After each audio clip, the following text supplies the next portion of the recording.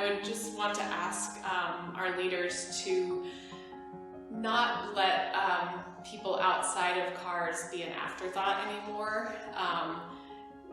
There are so many people who are trying to just live their lives and enjoy their neighborhoods and also get to work via foot or transit or biking or whatever it may be. And I think like for so long we've kind of had just like the crumbs from the table. I feel frankly a lot of fear on my bike every day and on foot, even on the sidewalk. Like I think that drivers frankly need to feel more of that fear. Not everyone, not all drivers, but like it should be a sobering act to get behind the wheel of a vehicle because more and more pedestrians and cyclists are dying.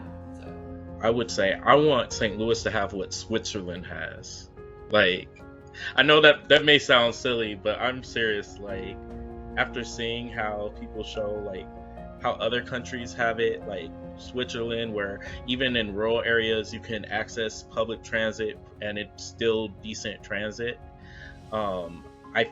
I just don't want public transit to be viewed as, oh, it's just a accommodation as opposed to it's sort of the norm. The frequency and number of routes seems to be a huge challenge. My wife works less than a mile from our home, and there's not a single bus route that she can take that takes her directly there or even within a few blocks. I would ask them to take a trip. Take a trip with someone to see how people have to ride for hours. When to go home, people have issues. People need, medication and stuff like that. And you have them on the van hours at a time, and it's just not right. And it's not fair.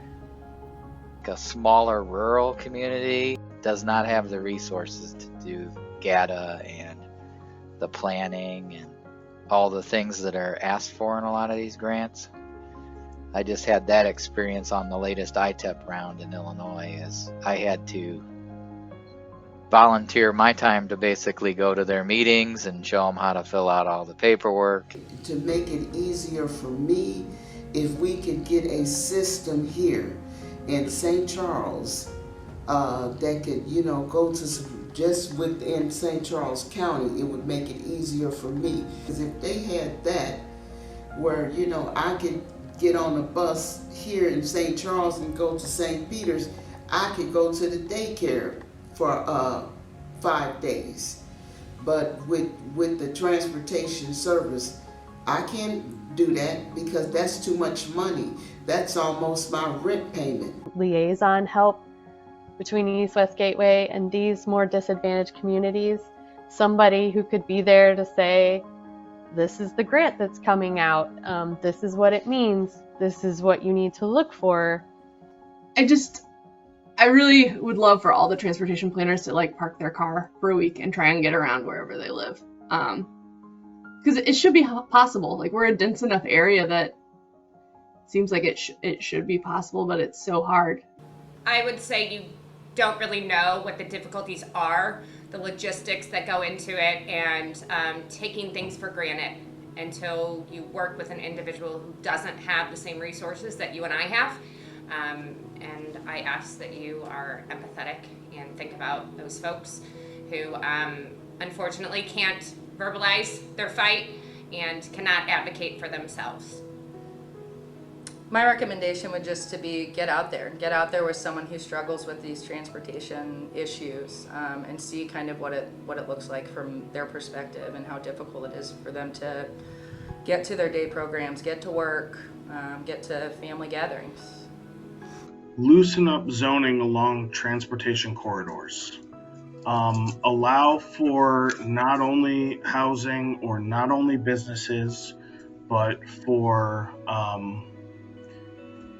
beautiful walkways and the shops and businesses that people want to get to that are easy to walk to along transportation corridors. And having people there, eyes on the street, it increases safety, it increases vibrancy. For me and other like new clients, I see that bus has to be available, especially less than an hour.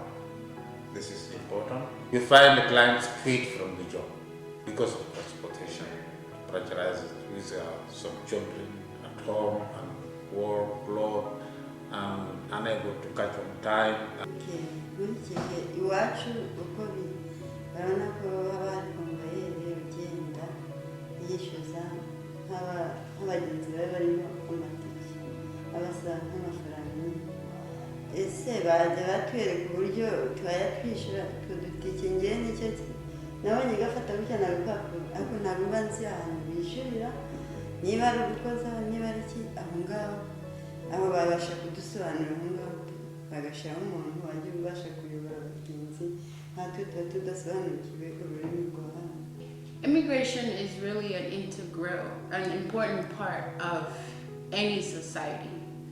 So that means if we're gonna, accept immigrants, we have to be willing to provide for their well-being and make sure they have everything that they need.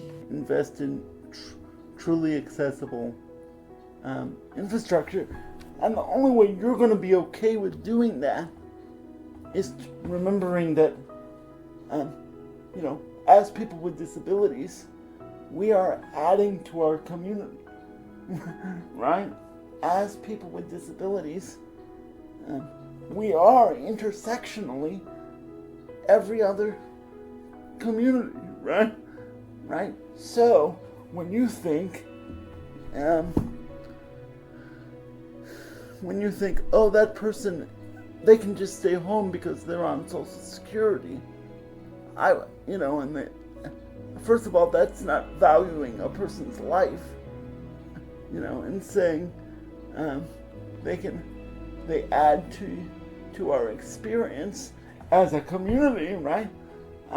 But also remember that that adding is adding to the tax base, adding to all of the bells and the whistles that we love, right? And why can't we? I've heard it 1,000 times before. Well, we're an older city, right? Well, and we're an older region.